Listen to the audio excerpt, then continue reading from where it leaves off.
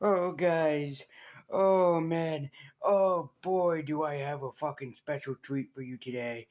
I'm talking about Disney again. And this is wonderful and magnificent. I mean, Disney, yeah, mostly is an animation company, but hey, I get to check out a movie about my favorite Disney villain. Things can't be that bad. I haven't heard anything positive or negative about this. Basically, I know that Disney overhyped this movie and that it has a sequel, and I believe that Disney wants to make this a trilogy. Even Angelina Jolie said so, but I'm not gonna let that concern me. I get to talk about one of the greatest Disney movies, villains of all time. One of my favorite ones. Who cares if it's live action? Let's see how Disney manages to do this right with my favorite Disney villain.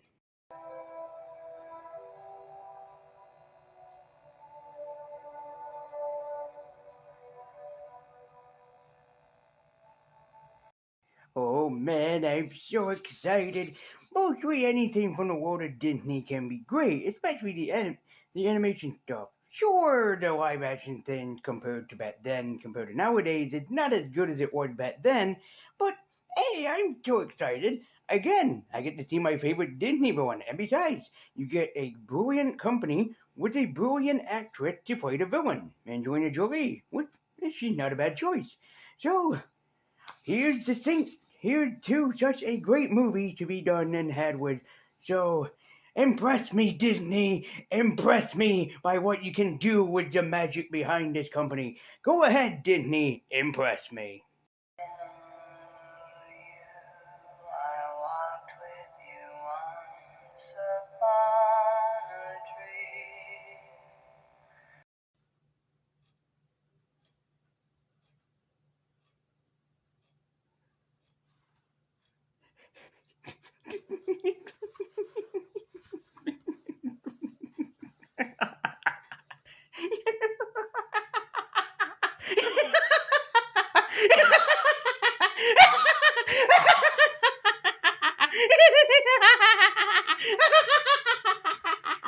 Fuck you! Greetings, geeks and nerds, and ladies universe and white and nudie, and I have had the displeasure of actually wanting to check this movie out after Disney had really overhyped the film. And yep, I am a big fan of Sleeping Beauty. I am also a big fan of Maleficent, as she is my favorite all-time Disney villain that's ever been put onto the screen, especially in Sleeping Beauty. Which Sleeping Beauty was a film that saved Disney, as Disney almost went bankrupt because Sleeping Beauty was such an animation process going into 7 months in production almost put Disney into bankruptcy, but ended up making thousands of this money back, which kept Disney being an animation masterpiece. However, for this piece of garbage, you end up getting the biggest animation company of all time with one of the biggest name actresses of all time and one of the biggest name actresses' sisters of all time. Sleeping Beauty is a great animation film, and you could go and watch it if you haven't yet. It's a beautifully animation film, and please, if you can, listen to how everybody talk about how great that this movie was. The voice actress behind Aurora/Rose, the animation company, especially including legendary artists including Frank Thomas and Ollie Johnson, even talked about the beauty of the film. Pun intended. And then we get this piece of garbage to infiltrate our minds. Disney, with the live action, is great. They have notable films of live action. Probably the most famous and most popular of live action Disney films is also Mary Poppins, but also the wonderful and brilliant Saving Mr. Banks. Disney cannot do much live action films to save their life, as mostly they're reliant on being a great Disney animation company, which is something that Walt Disney had started when he made the company 101 years ago. So we're going to be talking about Maleficent, and I should know about Disney because back in 7th grade, because I was so interested in animation, I wrote a 4-page essay about the history of animation, so trust me when I say that I studied a lot on my Disney. So we are going to be taking a look at the Angelina Jolie Maleficent, which was released in, oh wow, this film had been around for 10 years.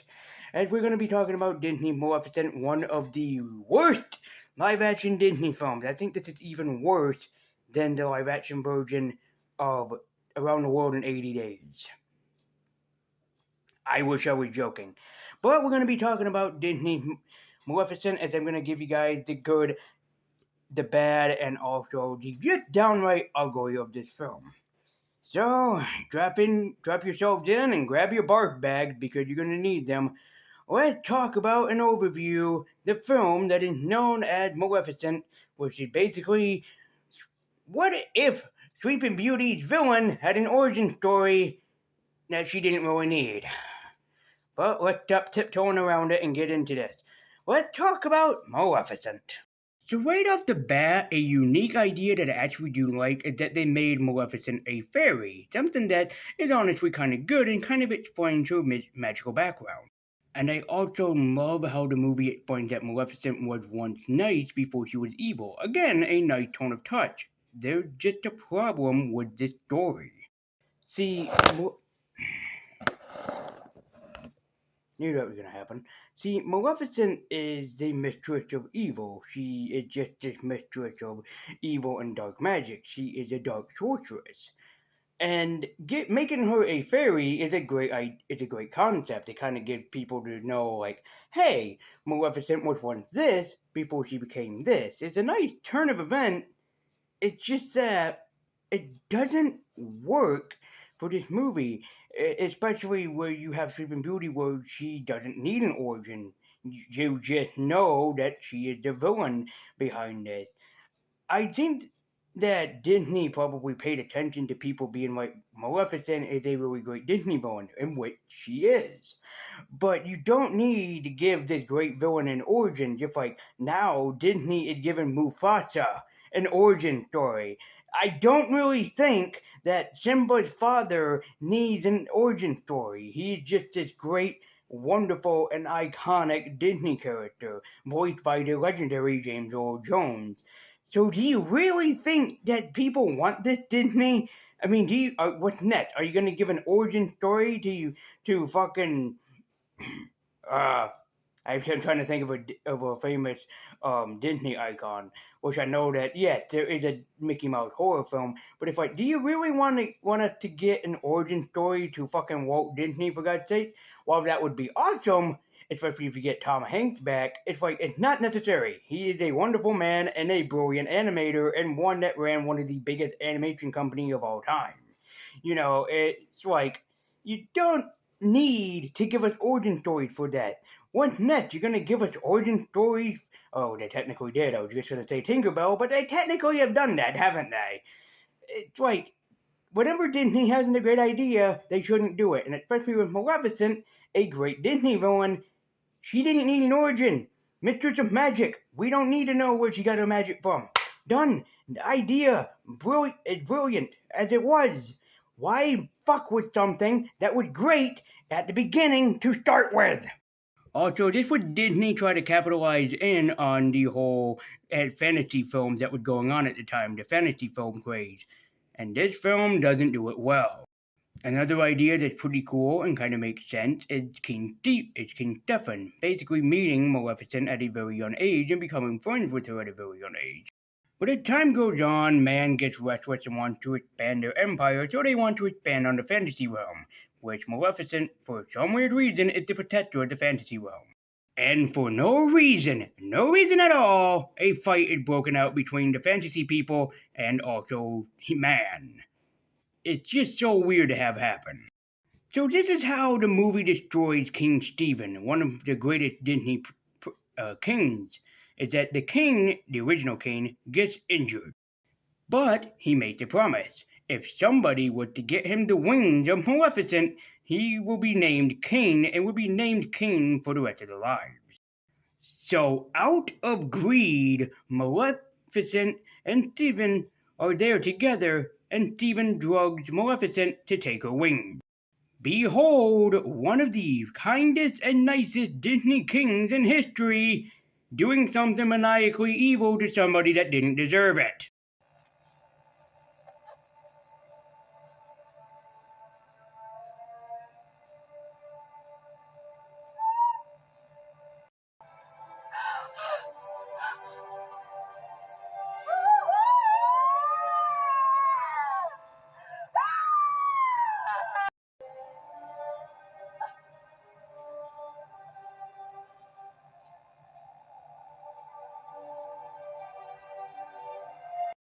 Jesus Christ, she was overacting. Even the actor behind The Young Angel and X-Men The Last Stand didn't react this much. And he was a kid cutting off his wings! Within half an hour later into the film, it finally becomes like Sleeping Beauty, where Maleficent interferes with Aurora's basically birth. And if you remember Sleeping Beauty, yep, Maleficent puts a curse on the baby for no apparent reason, but this time they give her a reason to put a curse on Aurora. She puts a curse on Aurora to fuck with King Stephen after King Stephen had basically got her wings and cut them off. What a bitch. By the way, do you remember Maleficent's crow? You do? Did you want him to have a backstory as well? Because guess what? They give him one!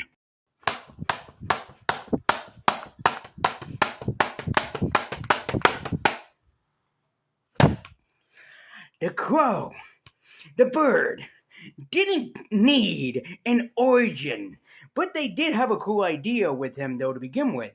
They gave him the idea, like, he could be a shapeshifter, and it's like, that's a unique idea that I wish that they played on more. But the thing is, he was a bird before Maleficent turned him into a human, and one scene turned him into a wolf. And remember that scene when Maleficent turned into a dragon? Wasn't that awesome? Disney decides that she turned the bird into the dragon. For no reason, just to remind people, hey, remember when this happened? Yeah, let's just have Maleficent not turn into the dragon. She had the bird do it.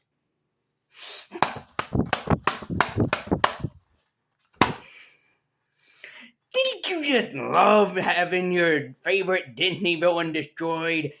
Don't you just love how they just fuck up with everything? Like, we're Disney. We're a great movie company that can make awesome Disney movies. But don't expect us to make sense when it comes to live action, because we're not going to give any fucks because we don't care anymore. But this is not as bad as who they chose to play Sleeping Beauty, aka Aurora, aka Rose. Which I want to throw this out really quickly. In Sleeping Beauty, the reason why her name was changed from Aurora to Rose was because the fairies that took care of her, Mayweather, Fauna, and Flora, we were all concerned that Maleficent would find her and basically kill her. That's why her name was changed from Aurora to Rose. Also, the fairies in this movie are butt-fuck ugly, and no, they are not named Fauna, Flora, or Merryweather, sorry. They're butt-fucking ugly. They chose the sister of Dakota Fanning, Ellie Fanning. And if you don't know who that is, that's okay, because her sister is not as well known as she is. But if you've seen My Neighbor Totoro, she was the voice actress behind May. And here, oh my lord. See, My Neighbor Totoro, she did a very amazing job voicing May, and did a very terrific job. You know how people pick on Kristen Stewart because she had no emotion? Yeah, meet Ellie Fanning. Now, don't get me wrong, Ellie Fanning is a beautiful actress, and she was doing the best that she could with the material that she was given, and also she was playing one of her favorite Disney princesses at the time. However, her performance is as performance-y as moldy bread that's been sitting in the counter for a while, with the mold dancing on top of the bread. She just feels so dull and so lifeless in this role, and I believe that she's a great actress. I really want to believe that. It's just that this movie didn't give her justice. And also, because of Aurora, yeah, Maleficent took the curse away from the girl in the movie. Yeah, no, seriously. She takes the curse that she put on Aurora to fuck with King Stephen after taking her wings, only to take it back because she realized Aurora was important to her. Also, the movie had the gall to throw in Prince Philip in this, but he had no point, no reason to really be here. There is nothing that can save you from his performance. And also, Disney decided to butt fuck King Stephen too, but the less about that, the better, because he really did not deserve the performance that he was given in this film.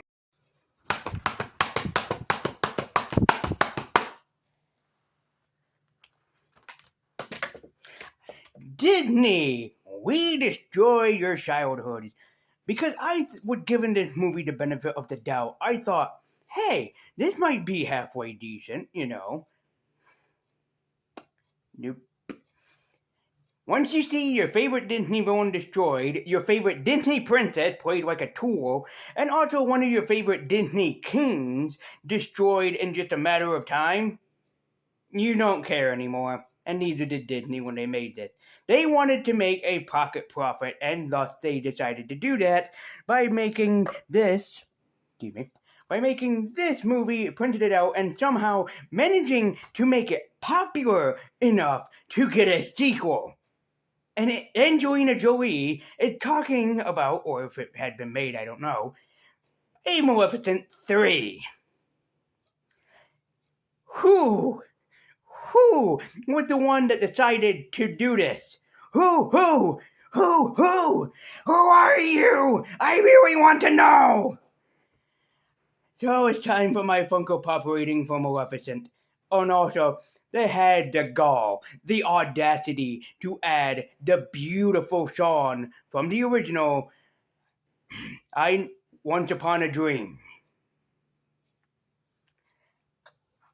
One of my favorite Disney songs had been turned into a fucking joke.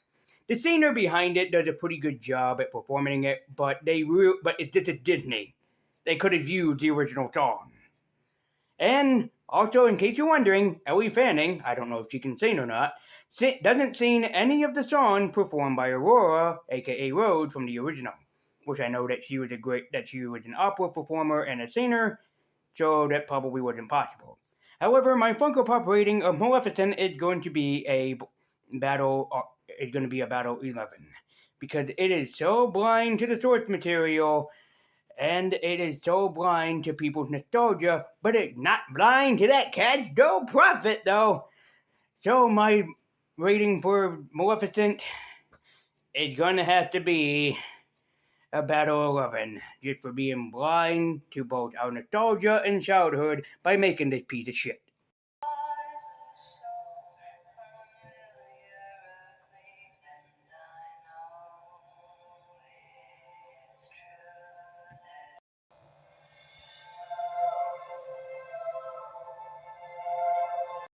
Guys, as always, thank you so much for watching. Be sure to tell me what you thought about Maleficent in the comments down below.